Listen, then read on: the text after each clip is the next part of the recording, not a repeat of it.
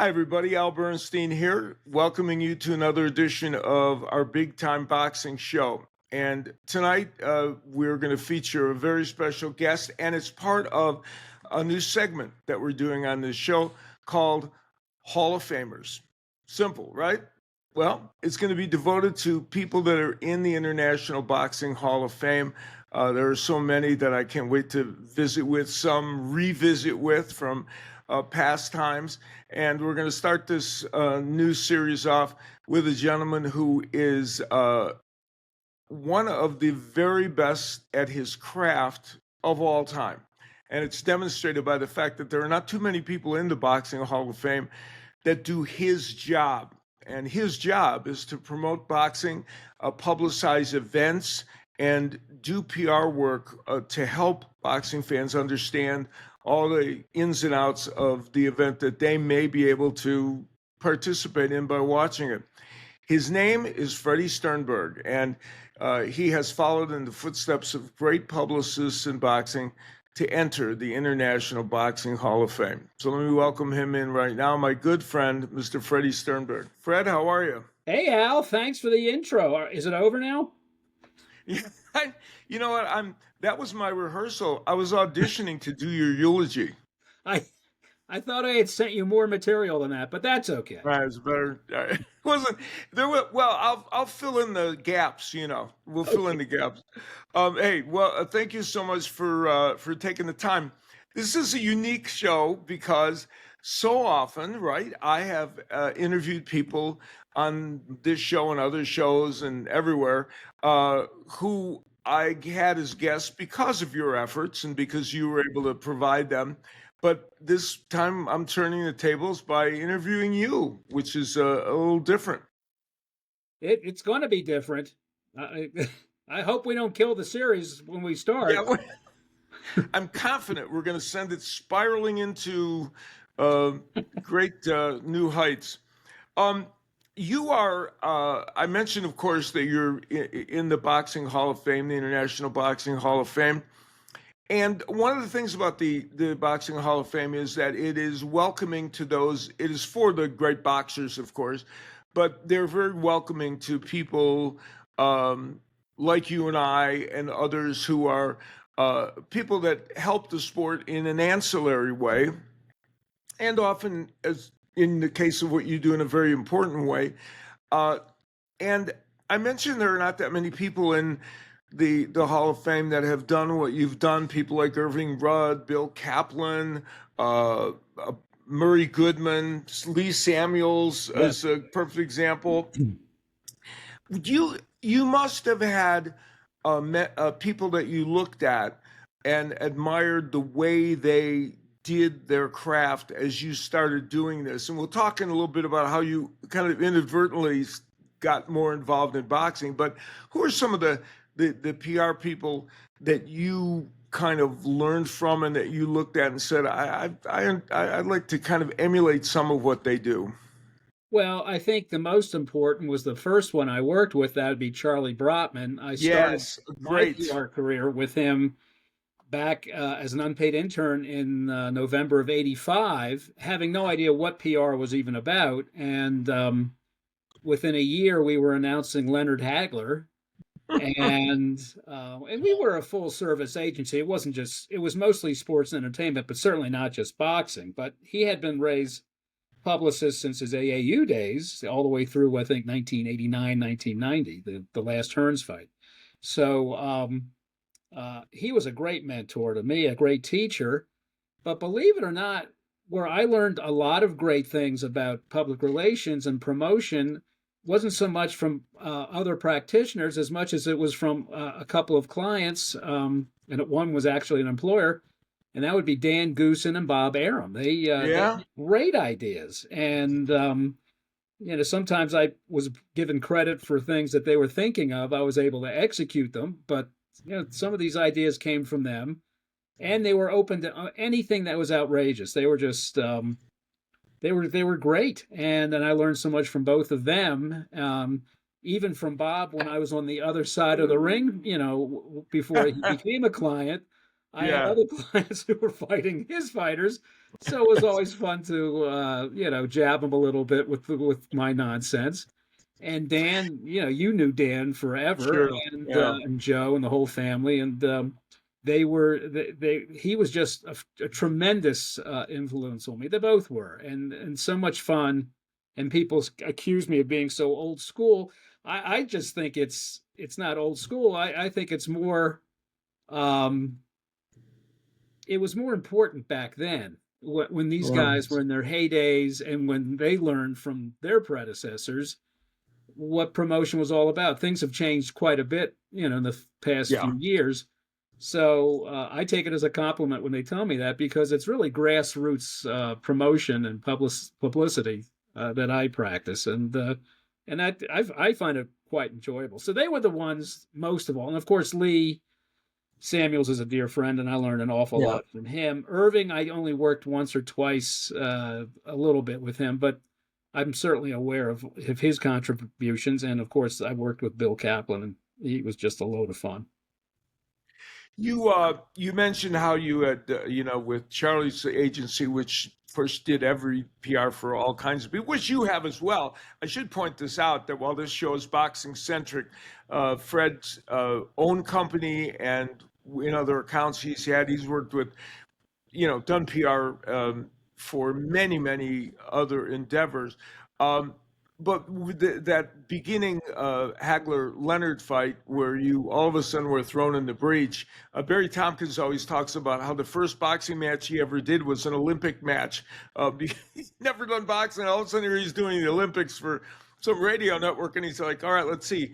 It shouldn't be too hard. There's a left and there's a right, right? So sometimes we get thrown into situations. Would it have surprised you if somebody had said to you at that point that a fair amount of your career was going to end up being involved in boxing? Yes, I mean, I gravitated to it right away. And when you start off with a fight like Leonard Hagler, and I wasn't involved with the whole promotion, it was one press conference to announce the fight at a brand new Hyatt Regency in Bethesda, Maryland. And I'm just like, oh my God. And the world literally came in for this press conference. It was an evening press conference.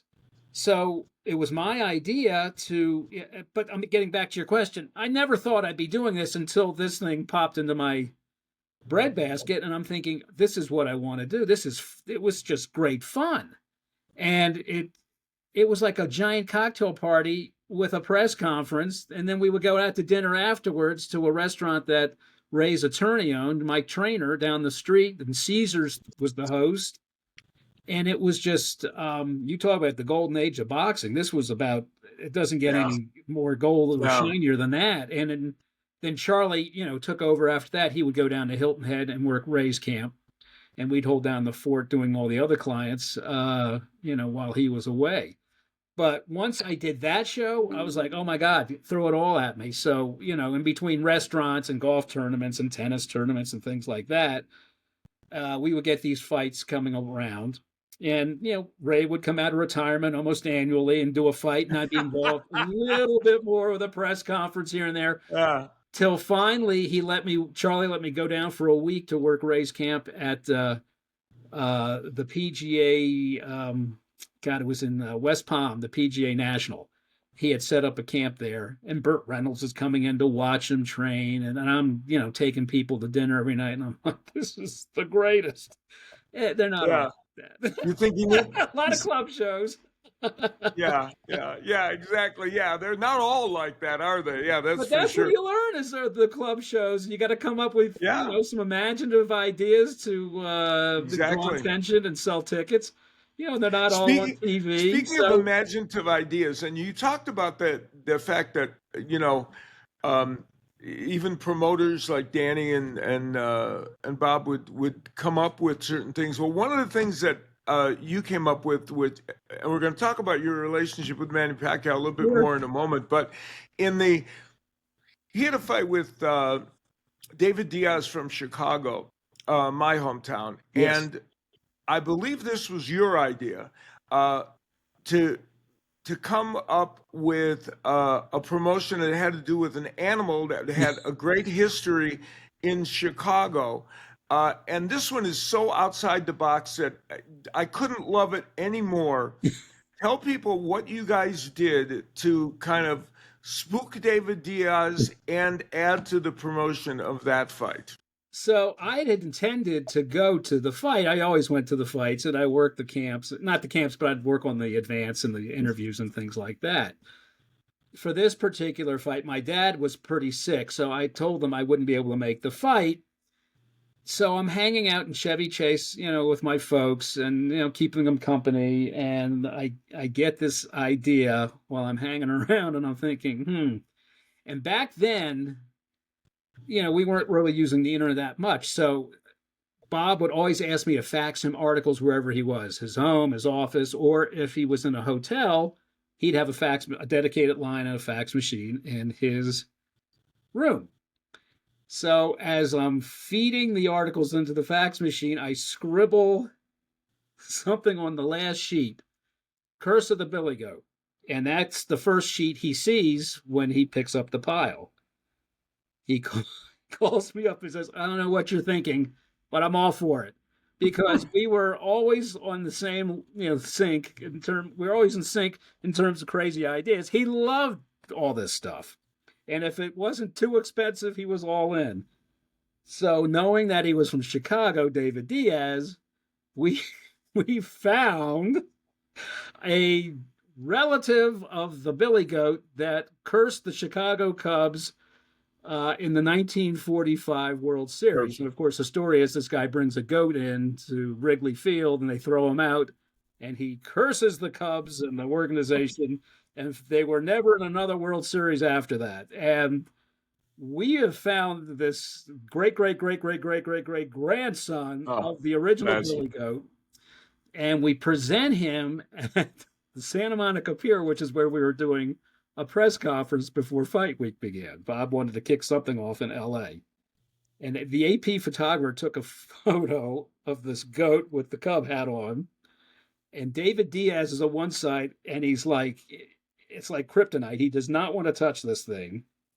Manny is looking at it like this would be a great dinner. And Bob and Bill Kaplan, they're the carnival barkers explaining the whole thing. And Diaz is like, look, I don't mind kidding around, but this is one thing Chicago takes seriously is that goddamn goat. And I'm not touching it because I don't need to be cursed before this fight. And that thing, that lived on all week. There was a guy named Greg Beecham who was at the press conference, and AP took this marvelous photo of the goat and all these guys. And Greg still says one of the greatest boxing photos of all time. That to me, that's one of my favorite boxing stunts. And had I been there, I would have been like David Diaz as a longtime Cubs fan. You couldn't get me near that goat, right? I would never, I'm surprised somebody didn't come in and shoot the goat. That would have, but then that would have just made the story bigger for you, wouldn't it? We tried to bring him to the arena for all the events, and MGM said he can stay backstage, and that's it. So people would be walking backstage, to the front, be at the press conference, and here's this goat just sitting there, just crapping all over. No, at the end, he cursed all of us.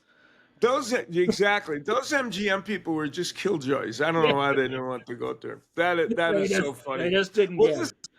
This kind of in microcosm, explains some of the great things that, you guys always had to come up with for selling fights and doing it. And one of the highlights of your career, and that kind of tangentially gets us there because it was a fight that involved Manny Pacquiao.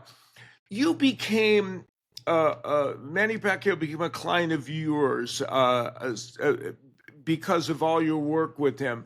And for most people out there, most boxing fans and maybe even a lot of people in the boxing industry don't have the access and the chance to be around a figure like Manny Pacquiao and as much as you did in this long association with him. can you tell people that might surprise them about Manny Pacquiao? Something, maybe a couple qualities or interesting, you know, things that he had going on that would be like, oh, really? Wow, I didn't know that. Well, he's a very, he's got a great sense of humor. I've never seen anybody work harder than he does in a training camp. Maybe Gennady Golovkin comes close because he used to do some Yeah. amazing things in the gym too. Very generous. I mean, no matter where we went, he was always handing money out to people he thought Yeah. needed it. Or you could tell they needed it. But he's very comfortable with his group, and it's not a small group. But he No. treats them like they are. He knows who, both. It could be a friend of a friend. Well, the original friend is a friend, and any friend of his, he welcomes them in for any meals that they're having at the time. There's never any questions asked. If he gets tired, he just goes up to his bedroom, but everyone else is allowed to stay in the house.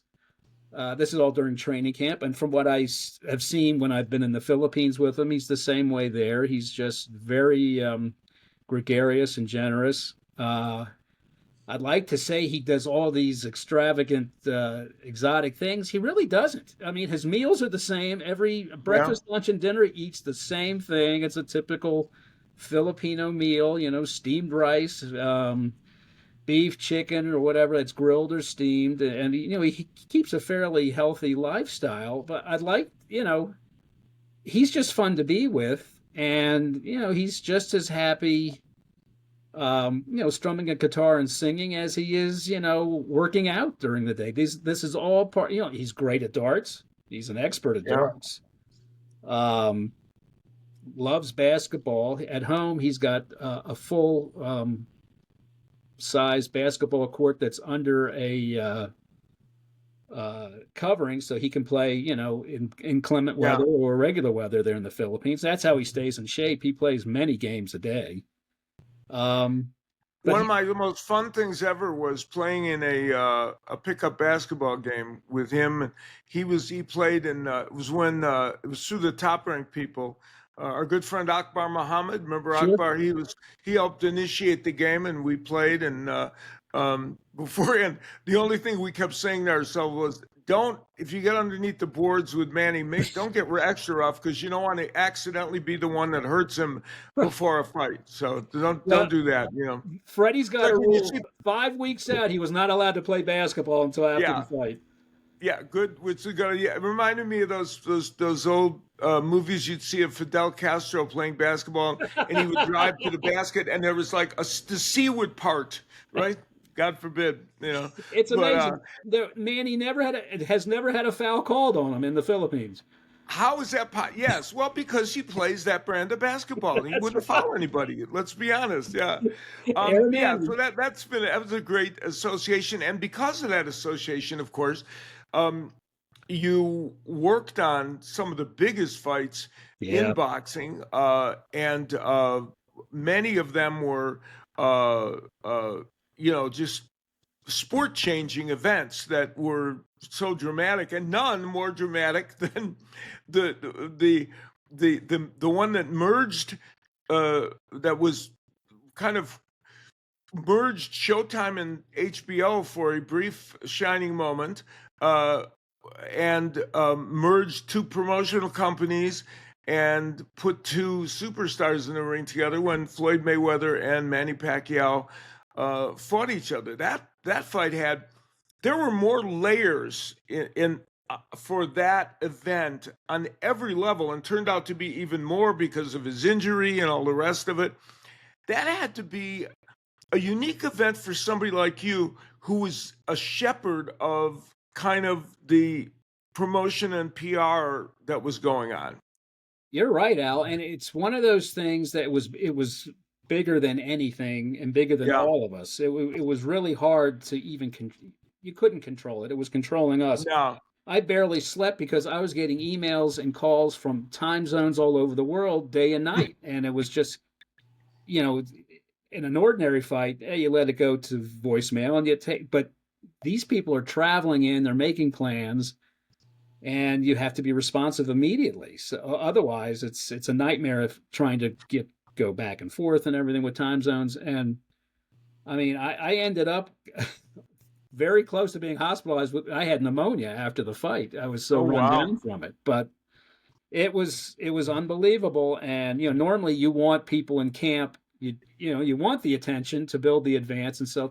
Right. Here it was like, where's the day off? And there wasn't. I mean, Yeah. Sundays were really it for Manny. And so, but the press kept coming in. So, of course, Freddy Roach, his trainer, would fill in the blanks, or Bob would travel in and do whatever he had to do. And they were, they rolled up their sleeves and did what they had to do, in part to take the pressure off Manny a little bit.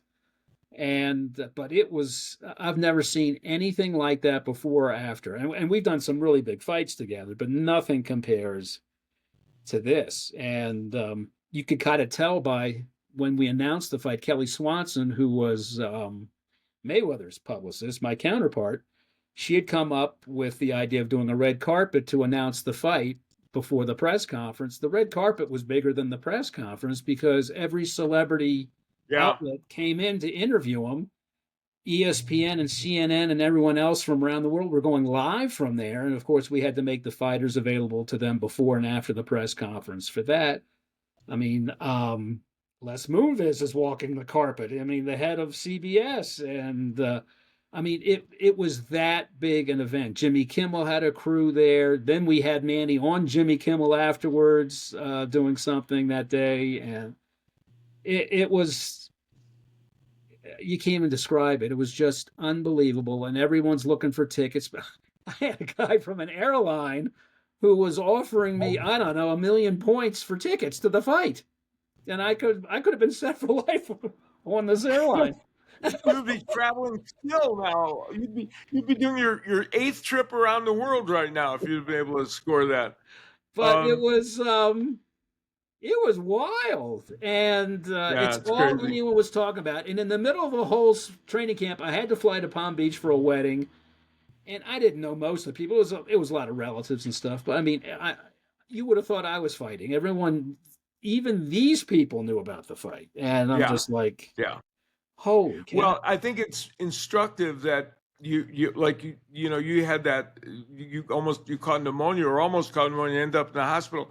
That's the thing about something like that. That just demonstrates how run down you must have been physically, and how much of a toll that kind of pressure puts on your body when you're put in that position, because your position for that was a pressure-filled one, and that is that's like a clinical definition, right, of Yeah. that kind of stuff creating physical issues. Yeah, it was physical exhaustion without me doing anything physical. Yeah, if you Yeah, know if you know right. me, that's my credo. But it really it just wore you down, and you can't keep up with the emails, and they're piling up, and then you're trying to wonder, did I do this? Did I respond? And people show up Yeah, claiming that it I, was wild. Well, and and yeah, and it ended up happening, and we all yeah. got through it. It was to this day I'm still thinking whether I should write a book about the intricacies of HBO and Showtime merging for that event. Then I think, nah. So, nah, maybe not.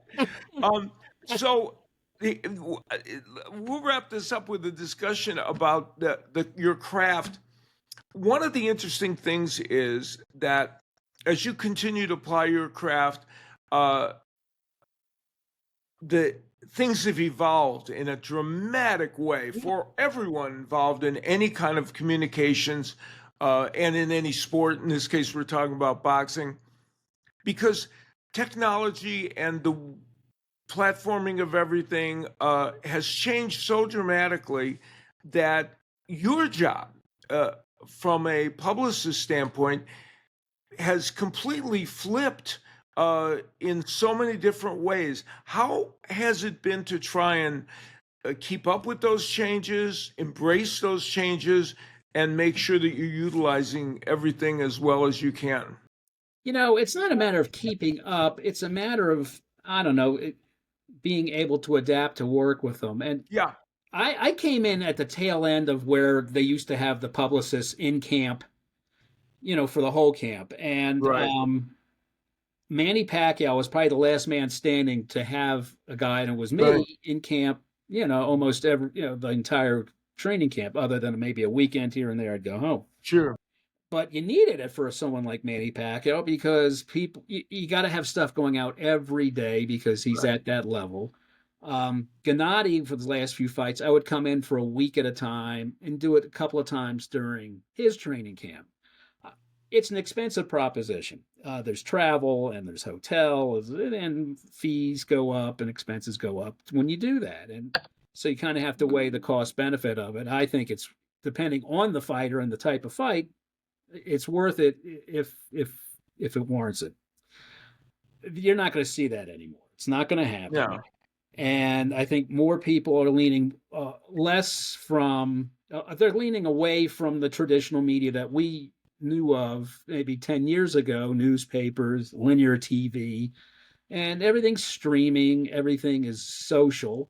Everything seems to be leaning now toward influencers, and Right. I'm not taking away from it, and I'm not saying it's one or the other. I've never been a one or the other person. I learned that from Right. Charlie.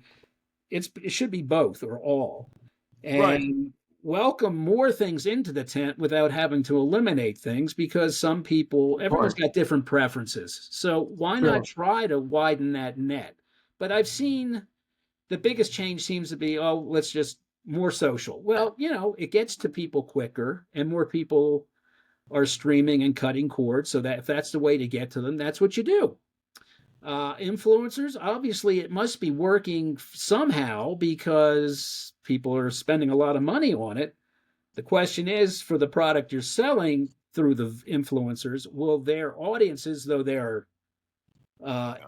influenced by these people, doesn't necessarily mean that's the market that's going to buy the product or the event that Right. you sell. Does And it I don't. translate? To me, the jury's Yeah. still out on that. I haven't seen concrete evidence Yeah. that says absolutely do this or that. So Does it always translate to actual business gains? That's the sure. question, I And guess, really, sometimes. when you think And about probably does. influencers, this is just another chapter in what we used to, the guy on the Wheaties box back in the 20s and 30s. It was Right. just a Yeah. cereal until you put Babe Ruth on there, and then all of a sudden, and now you have people endorsing products and sponsorships Right. and things. And so this is another way of reaching these same people using influential people. So does it work? I mean, I'm sure it's working for some things, but I guess maybe there's a price point too where maybe things change a little bit. So I don't know. And here's I guess the nitty gritty of it at the end of all of this is I'm guessing, and you can correct me if I'm wrong, at the end of the day, it's still all about having good ideas, being able to have relationships still that make certain things Yeah. happen. The core of what you do probably still remains intact, correct? Yeah, and it took a long time. I mean, look, I started at the end of 85 and it took several years for me to to get a good group of people that I could talk to. And it's not that they're going to do me a favor, though sometimes they do. It's that at least they'll take the call. And then, and that's really the key to all of it. Get your foot in the Yeah. door and make your pitch. And if they don't buy it, they don't buy it. But it's better than just sending a press release and going, gee, I hope this works. And so yeah, relationships mean a lot, and you develop relationships by being honest with these people and delivering on what you're telling them, whether it's an interview or some information. Maybe sometimes it's an exclusive, whatever. But you've got to come through. You got to tell the truth. You don't want to burn these people because at that point, if you're not reliable or useful, Yeah. then you're out the pasture. Well, you are one of the great practitioners of publicizing boxing and boxing matches, not to mention all the other great things that you've publicized over the course of your career. You still are at the absolute top of your game doing it. And many, many clients are glad that they associate themselves with you. And I couldn't be one of the most enjoyable moments I've had in a long time was hearing that you were voted into the Boxing Hall of Fame. I personally didn't vote for you, but I know others that did. Um, No, You were the one who asked for the recount. I did. I said, you know what? Are we sure this is an accurate count? It just doesn't seem kosher to me. No, not only did I vote for you, I believe I bribed 10 people to vote for you, if I'm not mistaken. Is Well, this a I hope bad thing so. to I admit? wrote the check to you. I know that. You did, yeah. And I just was tempted to just cash them, without doing anything. But I said, no, honor. There's honor among us thieves, right? So I actually did lobby for you. No, right now when Ed Brophy sees this video, he's gonna have tremendous indigestion going down his, thinking, did he really do that or not? Well, So it's funny. I no, think one of the first things I said in my acceptance speech was, "I'm going to run through this quickly because I want to beat the recount." yeah, exactly. Yes. Yeah. Well, every single human in the boxing hierarchy was happy to see you go into the Yeah, that's very International kind. Boxing Hall Thank of Fame, you. and I know it was a great thrill for you. Well, it was an interesting class. My Nick Charles, who was a great friend of all of us, Uh, he was in there. Wally Matthews got in. Ricky Hatton got in last year. So yeah, we just passed away. yeah, sad. Yeah, interesting. Yeah, you and Wally are like Wally, the most combative. I love Wally dearly. The Yeah, most combative human being that's ever sat at a typewriter or a he would computer. argue with that. Yeah, yeah, yes. Well, he should, being the most combative. He was so funny. One time, I did a boxing match with when back at ESPN with Wally, and it was right around one of the many controversies he had with somebody, and it was really a big one though. And he was standing next to me, and I couldn't resist. I said, Wally, could you just take one step to the right because I'm a little worried about the sniper fire hitting me. So when we're on camera, could you just push a little bit off to the right? He started laughing. But hey, Frederico, you are the greatest, Thank you. and You are. I'm so glad we got a chance to chat and enlighten people a little bit about your craft and your journey. Not everybody knows of your work behind the scenes, even though it's been a little more highlighted because of your enshrinement in the hall and some other things. Thank you, And my fan goat. yeah, oh yeah, of course, yeah. Well, the goat thing's always gonna remain my favorite thing ever.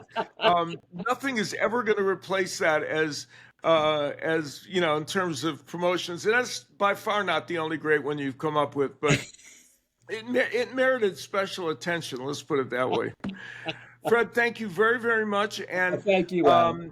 all I can say is that even beginning where I can tease people with the fact that now next is very shortly I'm going to be interviewing someone that you created the interview with, Jerry Eisenberg, who Yes. is going to talk about.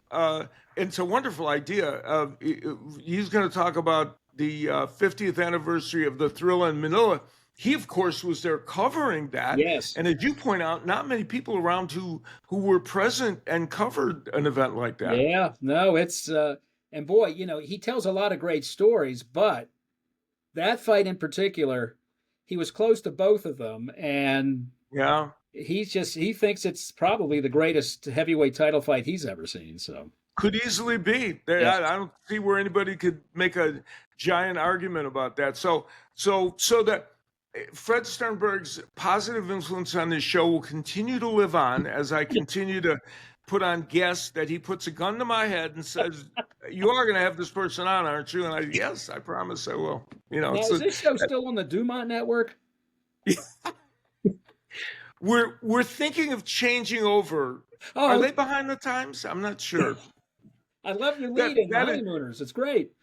Yeah, exactly. You know what I love? We're ending the show with a reference that only 7 people will get. But that's good. This is why no one's hiring me. Yeah, pretty much who we are. Apparently, I think we can safely say. Stick Fred, with me, thank and you you very, too very can represent 95-year-olds. Yeah, we've got our demographic and we're sticking to it. That's what it boils down to. Fred, thank you so much. Oh, thank you, Al.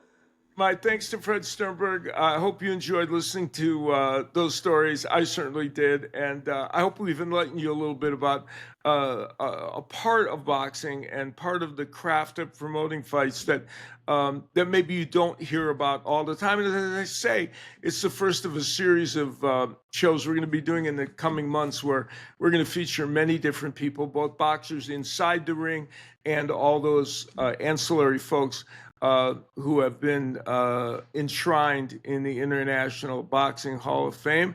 And we hope you'll enjoy that as we continue with the series. We will see you next time on Big Time Boxing.